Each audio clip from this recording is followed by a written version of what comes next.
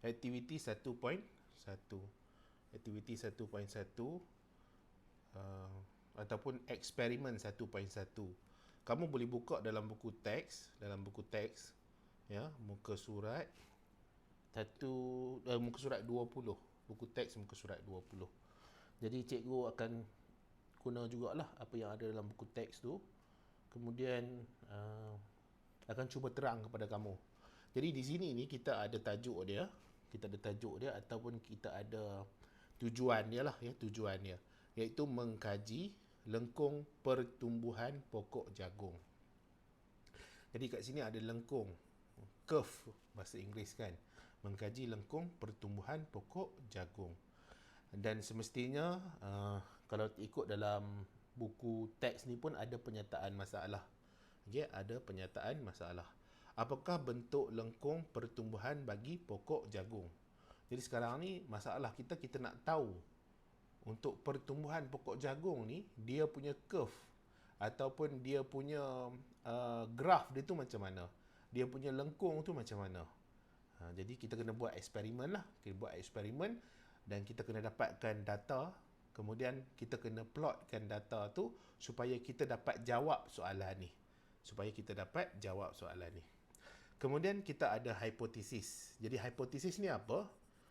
Dia adalah educated guess ataupun ramalan awal ataupun kita punya jangkaan dia lah, Okay, jangkaan dia. Cikgu banyaklah sebut tadi tu kan. Kita ada educated guess lah, kita ada early prediction lah. Tapi kamu nak kena faham apa yang kemungkinan jawapan yang kita dapat daripada penyataan masalah ni. Okay, itu kita panggil sebagai hipotesis. Jadi sekarang ni dia tanya apakah bentuk lengkung pertumbuhan bagi pokok jagung. Jadi lengkung pertumbuhan bagi pokok jagung adalah berbentuk sigmoid. Jadi kalau dia bentuk sigmoid tu dia macam S lah. Okay, dia macam S. Kemudian ada radas dan bahan. Jadi cikgu tak nak terang tentang radas dan bahan ni. Jadi kamu kena bezakan radas tu apa, bahan tu apa. Kalau siapa yang ambil bahasa Inggeris kena tahulah. Jangan tertukar. Yang mana satu material, yang mana satu apparatus. Jadi listkan saja, tak ada masalah. Dalam buku teks ni pun ada ya, bahan dan radas ni, alat radas ataupun bahan. Jadi itulah cikgu teruskan. Kita pergi kepada pemboleh ubah. Kalau dalam bahasa Inggeris, variable. Jadi pemboleh ubah ni ada 3 jenis. Yang pertama adalah dimanipulasikan. Dimanipulasikan maksudnya apa? Kita ubah-ubah dia. Kita ubah suai dia. Jadi maksudnya dia ada keadaan yang berbeza. Kemudian yang kedua kita ada bergerak balas. Okay, keadaan yang bergerak, keadaan pula. Pemboleh ubah yang bergerak balas. Bergerak balas ni apa? Yang kita ukur tu. Okay, yang kita nampak, kita dapat lihat dia punya perubahan. Dia punya keputusan tu lah. Selalunya bergerak balas ni adalah keputusan ataupun result. Okay, result. Yang ketiga adalah dimalarkan. Pemboleh ubah yang dimalarkan adalah jenis biji benih jagung. Cikgu batuk pula ya. Harap-harap tak ganggu kamu lah. Okey, kita pergi kepada prosedur. Jadi cikgu nak terang prosedur ni. Kamu nak baca yang lebih lengkap tentang prosedur ni, tolong baca buku teks lah. Kemudian modul yang cikgu guna ni cikgu akan bagi kat kamu. Jadi kamu boleh conteng ke, boleh tulis ke, ikutlah kamu nak buat apa kan. Tapi better kamu isikanlah tempat-tempat kosong tu, jangan biarkan dia kosong. Okey, prosedur macam mana ataupun dia punya kaedah lah, kaedah nak menjalankan eksperimen tu macam mana. Jadi yang pertama kita ada 50 biji jagung. Biji benih jagung lah. Benih jagung. Jadi daripada 50 biji itu kita ambil 3 biji, kita timbang. Kita keringkan. Okey, kita timbang. Okey, sorry, bukan kita timbang, kita keringkan dulu. Kita keringkan dulu dan kita timbang. Ni terbaliklah ya. Ni terbalik. Kita keringkan dulu, kemudian kita timbangkan dia. Sebab apa kita keringkan dia? Sebab kita nak keputusan kita tu dia melibatkan jisim kering. Okey, melibatkan jisim kering. Kita tak nak yang jisim basah. Okey, kita tak nak dalam jisim basah. Jisim basah tu maksudnya dia ada air. Jadi air ni kadang-kadang dia berbeza mengikut biji benih. Ada biji benih yang kemungkinan ada banyak kuantiti air dia. Ada biji benih yang kurang kuantiti air dia. Yang kita betul-betul nak adalah jisim biji benih itu tanpa kehadiran air, ataupun kita panggil sebagai jisim kering. Sebab itulah kita kena keringkan dia dalam ketuha dalam suhu 100 darjah Celsius. Okey, suhu 100 darjah Celsius. Jadi kita dapat 3 bacaan sekarang ni. Kita dapat 3 bacaan. Okey, kita dapat biji yang pertama, 1, biji yang kedua, biji yang ketiga. Sebab kita ambil 3 biji benih jagung bacaan dia. Sebagai contoh, biji yang pertama ni kita dapat bacaan dia 0.9. Biji yang kedua ni 1.1. Biji yang ketiga ni kita dapat 0.7. Contoh lah ya, contoh. Okey, contoh. Jadi ini adalah bacaan. Jadi kita kena rekodkan. Jadi untuk yang pertama ni, dia adalah hari yang kosong lah. Kosong hari. Sebab apa? Kita tak semaikan dia lagi. Kita terus ukur dia punya, ataupun kita terus timbang dia punya jisim kering dia. Kemudian daripada 50 ni, 3 biji kita dah keringkan. Jadi bila dah kering dalam suhu 100 darjah Celsius, confirm lah sel-sel dia akan mati. Jadi dia tidak akan tumbuh, ataupun dia tidak akan bercambah lah. Biji benih itu tidak akan bercambah. Jadi baki tinggal berapa? Baki tinggal 47. Okey? Baki tinggal 47. Jadi 47 ni kita semai. Jadi kita semai ni, kita jarak-jarakkan dia lah 30 cm ke, 20 cm ke, 40 cm ke, terpulang kepada kamu lah. Tapak semaian kamu tu macam mana. Tetapi dalam buku teks ni dia bagi tahu 30 cm. Jadi kita ikutlah buku teks. Tapi kalau kamu tak ingat pun, kamu tulis je lah. Okey? Kamu pun kena tahu jugalah 30 cm tu agak-agak panjang mana. Okey? 40 cm agak-agak panjang mana. Kita agak-agak supaya nanti dia tak terlalu dekat. Okey? Jadi macam tak logik pula lah kita nak tanam dia 5 cm kan. Sebab apa kita nak biarkan dia membesar. Kemudian 47 yang kita semai ni, kita akan siram dia. Jadi maksudnya kita akan biarkanlah dia bercambah. Dia tumbuh akar dan pucuk. Okey? Dia nak mengalami pertumbuhan. Sebab tajuk pun adalah pertumbuhan. Jadi kita kena biarkan biji benih itu bercambah, tumbuh akar dan pucuk supaya dia membesar. Kemudian setiap minggu. Jadi setiap minggu, maksudnya ni yang kita timbang ni adalah hari kosong. Jadi ada 3 biji ni kita dah timbang selepas kita keringkan. Itu hari kosong. Pada hari kosong juga kita dah semai. Kita semai yang 47 biji lagi. Jadi 47 biji lagi tu kita tunggu pula seminggu. Jadi dalam 47 biji kita tunggu seminggu, kita ambil lagi 3 biji. Daripada 47 ni kita tolak 3. Okey, tolak 3 tinggal 44. Jadi 3 ni kita buat apa? 3 ni kita buat apa? Kita bersihkan dia daripada kotoran lah. Sebab kita semai dekat tapak semaian yang bertanah. Jadi kemungkinan ada tanah-tanah yang melekat. Okey, sebab apa? Kalau ada pertumbuhan akar akan ke tanah, pucuk akan ke atas. Jadi bila dia ke tanah, dia akan ada pelekatan dengan tanah. Jadi kita tak nak tanah tu akan mengganggu kita punya result. Sebab tu kita kena bersihkan. Kita bersihkan, kita buanglah semua tanah yang ada. Lepas tu kita masukkan dalam ketuha. Masukkan dalam ketuha, kita keringkan dia. Kita tak nak jisim air. Kita nak jisim kering. Jisim yang melibatkan tisu-tisu dia sahaja. Sel-sel dia sahaja tanpa kehadiran air. Sebab air ni dia akan ganggu. Jadi ada tumbuhan yang dia bagus dalam penyerapan air. Ada tumbuhan dia kurang bagus. Jadi kita takkan dapat result yang G2, yang accurate result. Ya. Jadi kita keringkan, kemudian kita timbanglah, kemudian kita rekod. Jadi kita rekod ni adalah hari yang ke-7 lah, ataupun 1 minggu usia dia.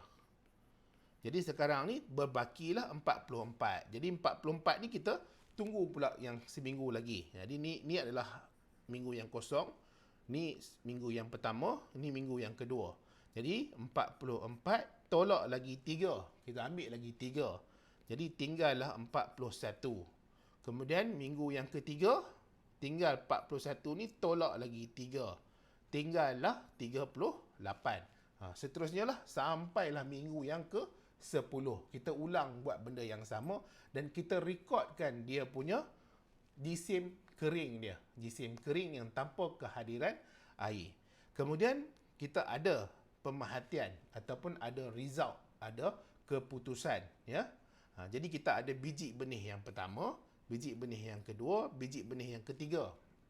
Sebab setiap minggu tu kita ambil 3 biji benih yang kita masukkan dalam ketuhar pada suhu 100 darjah Celsius untuk kita buang semua air. Jadi sebagai contoh, kita ada kat sini data dia 0.125, 0.127, 0.124 contohnya. Jadi kita buat apa? Kita tambahlah. Tambah yang biji benih pertama, biji benih yang kedua, biji benih yang ketiga. Jadi kalau kamu nampak dekat sini, kenapa kita kena buat 3 biji benih? Jadi yang ini kita panggil sebagai replikasi. Okey, jadi kita panggil replikasi. Kalau kita ambil satu pun sebenarnya tak ada masalah dah. Ya, kenapa kita buat 3? Kita buat 3 supaya kita dapat lihat dia punya result tu betul atau tidak. Okey, dia ada masalah atau tidak pada keputusan. Sebagai contoh, yang ini tiba-tiba biji benih satu ni kita dapat 3 gram. Salah lah. Sebab apa? Biji benih 2 0.12. Jadi kita akan buang biji benih yang pertama ni, kita tak ambil lah. Sebab apa? Sebab nilai dia besar sangat. Sebab tu kita buat 3. Kita panggil replikasi. Sebab kita nak tentukan data yang kita dapat tu dia accurate ataupun data yang kita dapat tu betul. Dia bukan data yang salah. Ya. Yang ni dia lebih pada statistik sebenarnya. Tapi cikgu tak nak terang banyak-banyak tentang statistik tu. Nanti kamu pening kepala. Ya. Jadi kita, akhir sekali kita nak dapatkan satu nilai sahaja. Supaya nanti dalam graf kita tu senang kita nak plotkan dia. Jadi kita buat apa? Kita tambah lah. Kita tambah. Gambar, tambah. Lepas tu kita bahagi semua dengan 3. Sebab kita nak cari purata atau kita nak cari mean. Mean ya. M-E-A-N. Mean. Bukan minimum ya. Dia bukan minimum. Minimum tu nilai paling rendah. Yang ini adalah purata lah. Purata. Jadi bahagi 3. Jadi bahagi 3. Tambah-tambah dapatlah yang ini. Okey.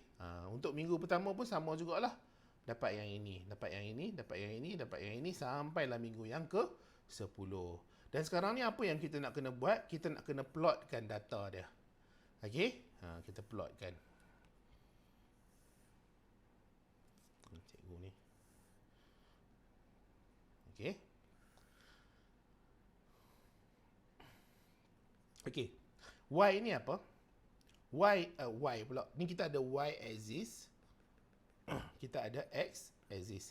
Kamu jangan sampai tak tahu pula Y axis yang mana, X axis yang mana kan. Masalah lah kalau tak tahu ya. Tapi nak kata pun susah jugalah. Sebab apa? Sebab kelas semua online. Kadang-kadang bermasalah lah. Sebab cikgu kadang-kadang tak nampak, nak tengok kamu betul-betul faham ke tidak, tahu ke tidak mana satu Y axis, satu X axis. Jadi X axis ni apa? X axis ni adalah manipulated variable.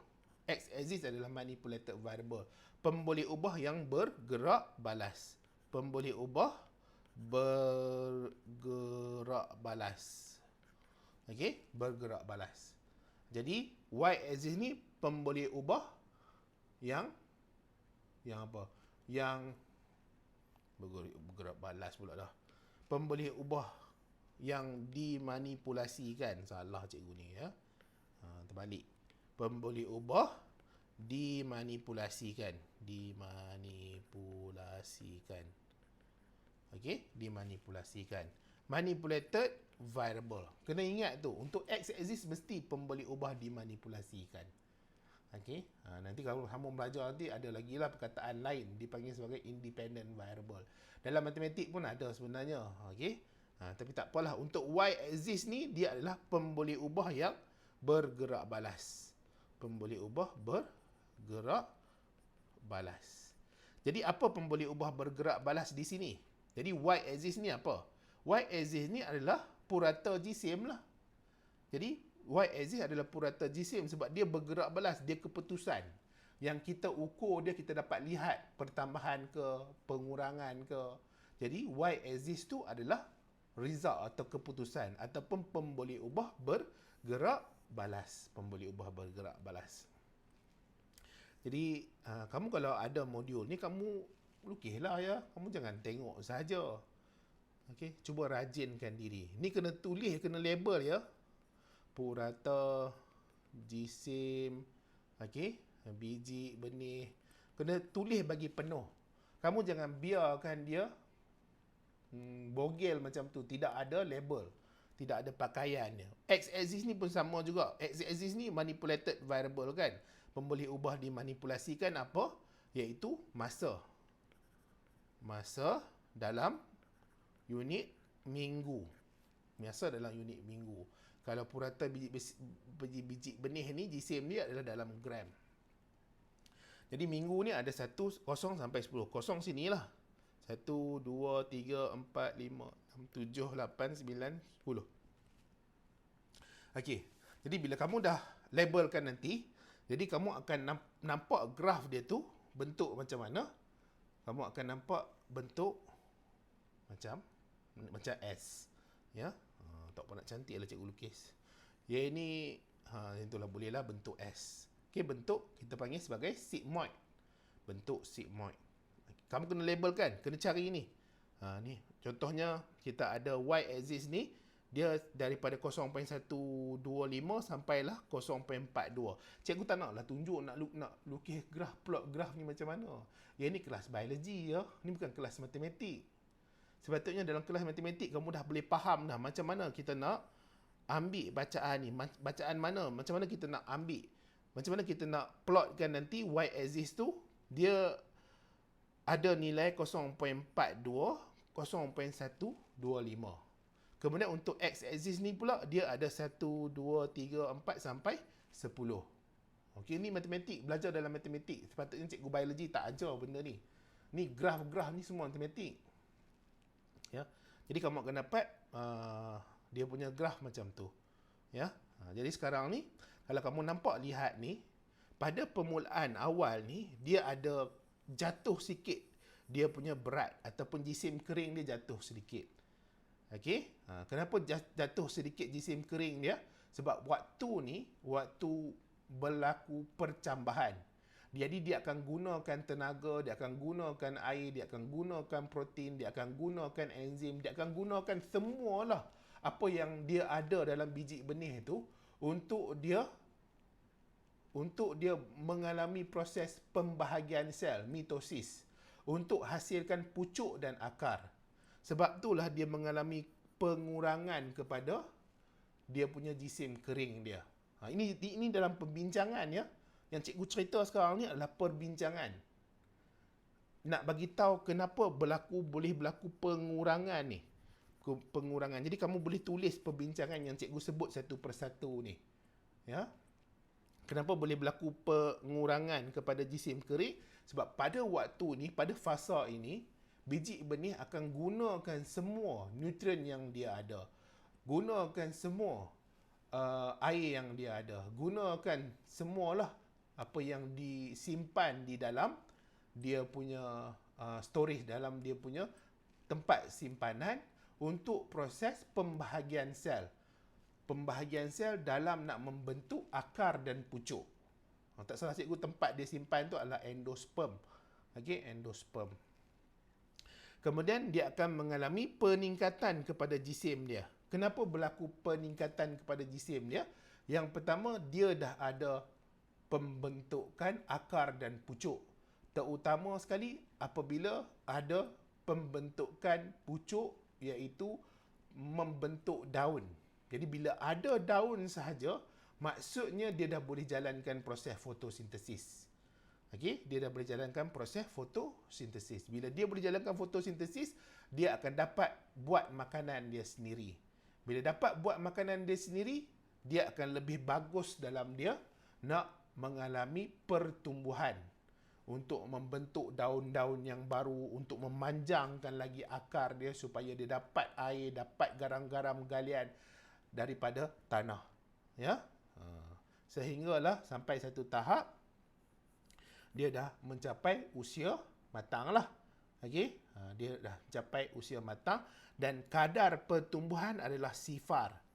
Kadar pertumbuhan adalah sifar. Jadi tidak ada kadar pertumbuhan.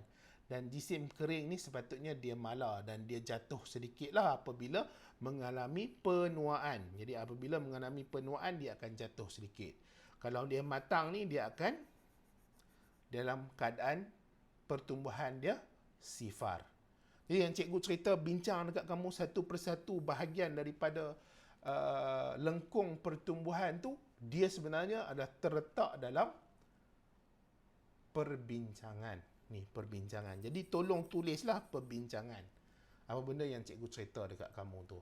Dalam ayat yang lebih baik lah ya.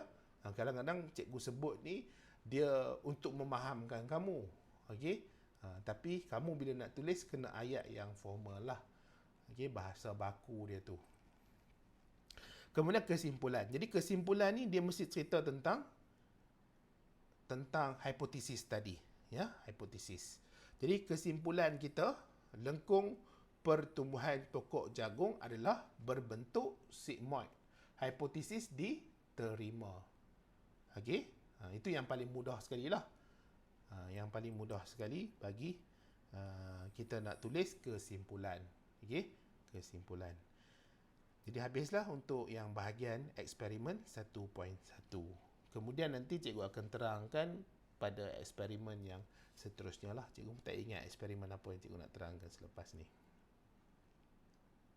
Ini tingkatan 5 ya, tingkatan 5. Kamu jangan pergi cari pula buku teks tingkatan 4. Tingkatan 4 cikgu rasanya cikgu dah habis dah semua. Hopefully lah. Okey, tak apa. Kita jumpa pada video yang seterusnya yang nak bincangkan kepada eksperimen yang seterusnya lah.